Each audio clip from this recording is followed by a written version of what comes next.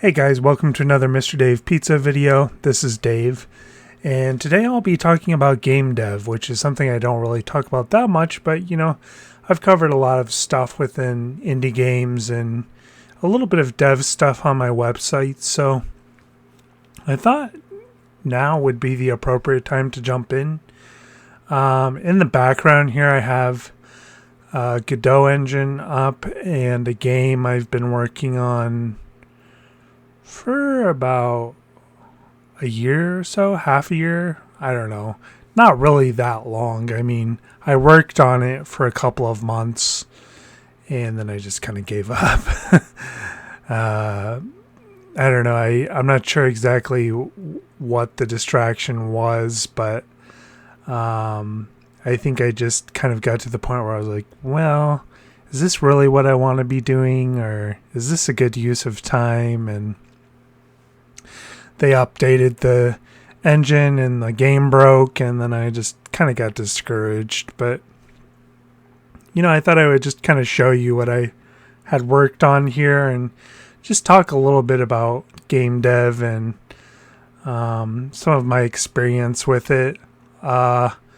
So game dev, as you know, is game development, and it's making games. And I just saw on the Metal Jesus Rocks channel him talking to a panel from the Sierra developers, and them talking about how there's more games released in a day now and then more than existed at all back in the 80s.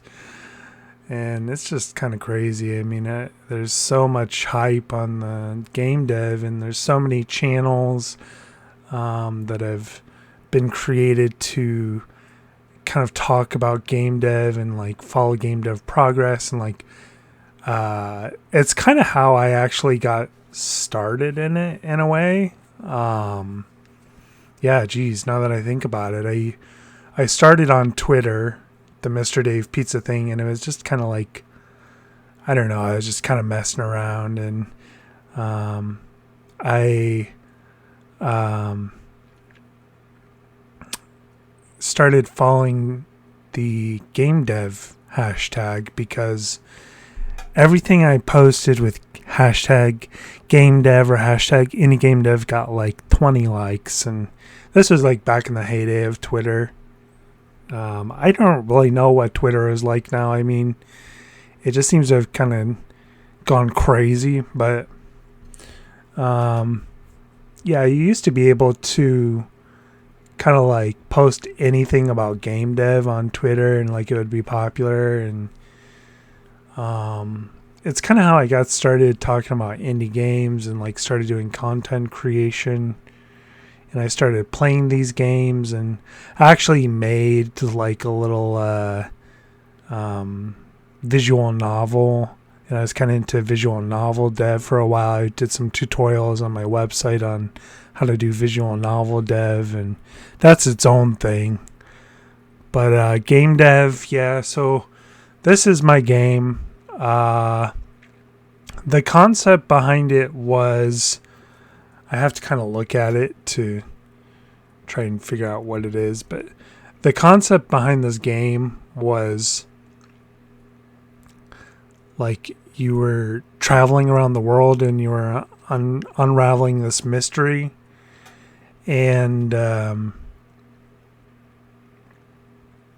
so you had to like answer payphones, and it would lead you on a clue to the next part. So this was an airport in the very beginning of the game, and it was actually the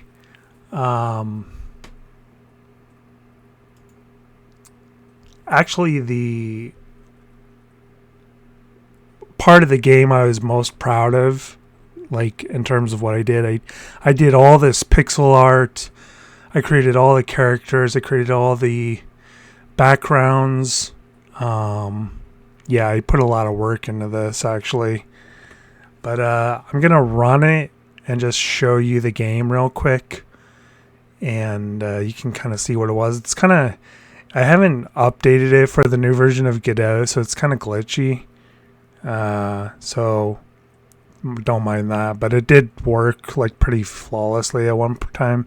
I'm gonna pause the video for a second because I'm not sure if it's going to work. So let me do that. And in a second, you should be watching the game. So here we go.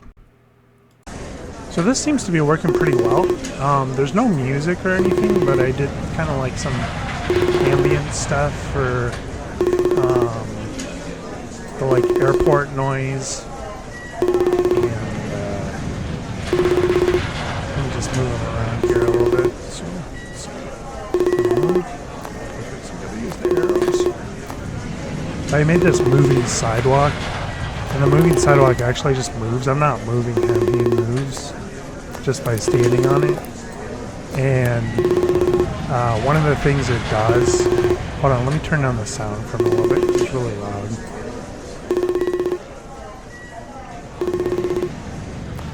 So one of the things it did was have like a rotating passenger walk by on the moving sidewalk, and I animated them, and it was kind of cool. Like I learned a lot about how animation works, and you just like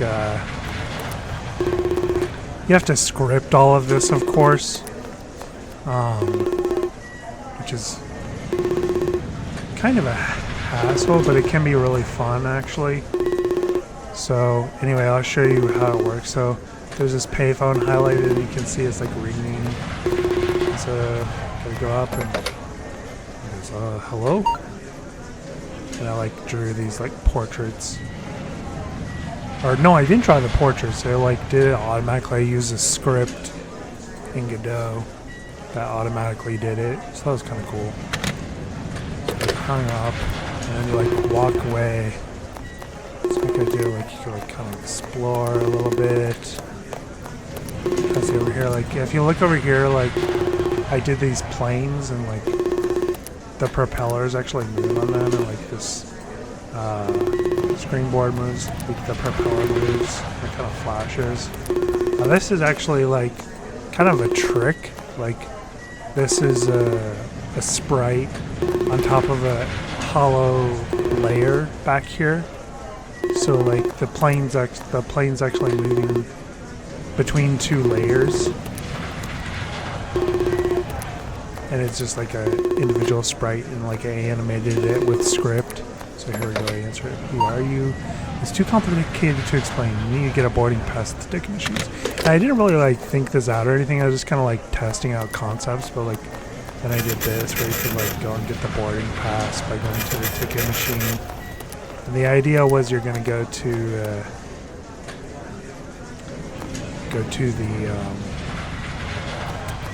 the boarding gate, and then he would leave, and then you go to the next part. I don't know. Like I said, I don't really think it out, but it was really fun to make this, and I just kind of wanted to talk about maybe doing it again, because either I want to continue this concept, or maybe just try and do like something new. Because honestly guys, like it's so hard to come up with content for YouTube. Like I could create something every day if I really like forced it, but I really need like a prompt, and I thought maybe it might be kind of cool to start doing some game dev videos. Now granted, this takes a lot of work, and it might actually take more work to make the game than it would to make the videos, so I don't know. I'm not sure if this is really worth it, and I might need to come up with a different concept, but yeah. That's basically all I really wanted to say in this video. I'll show you one other thing. I made this other level for this game, so let me pause for a second and then I'll show you that. So here's the second level, and all this red is like actually like blocking off where he can't go. So that's like a huge part of the 2D development, and that was one thing that was kind of cool in making this. Like I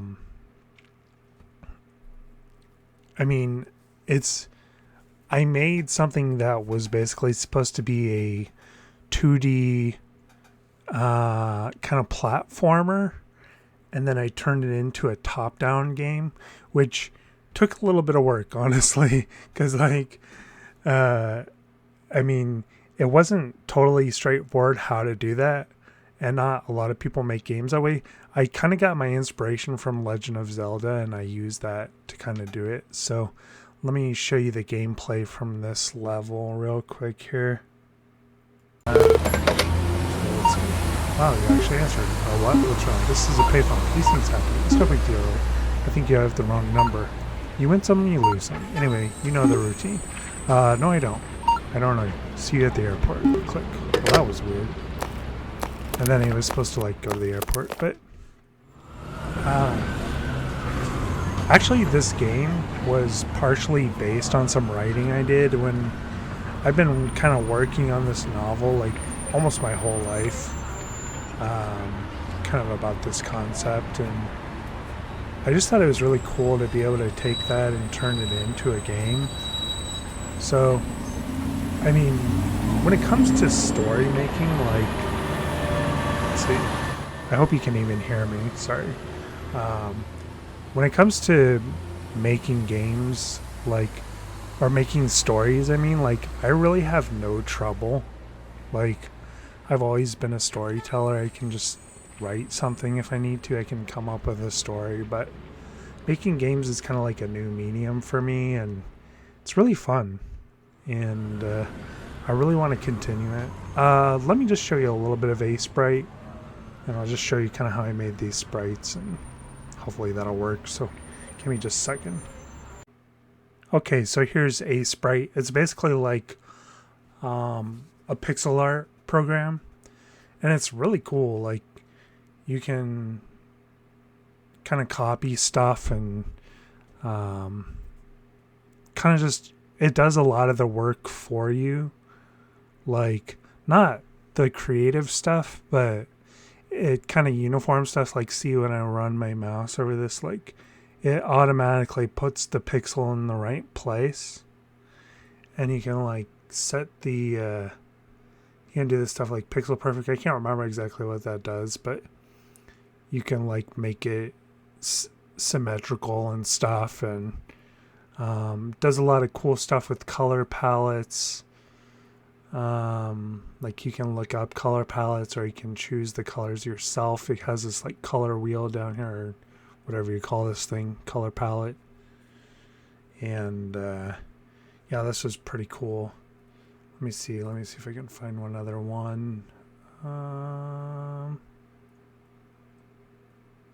Let's see. So this was the sky background that I did. Like, I did the gradient and did the clouds on it. And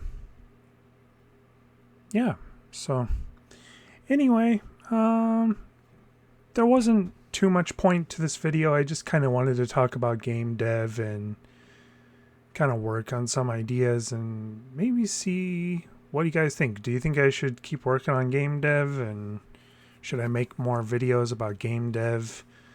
I really liked it. Could be fun, even if I'm just making simple stuff. It's just kind of a fun hobby, and kind of incorporates like all my hobbies. I might. So anyway, thanks so much for watching, guys. Hope you enjoyed this video.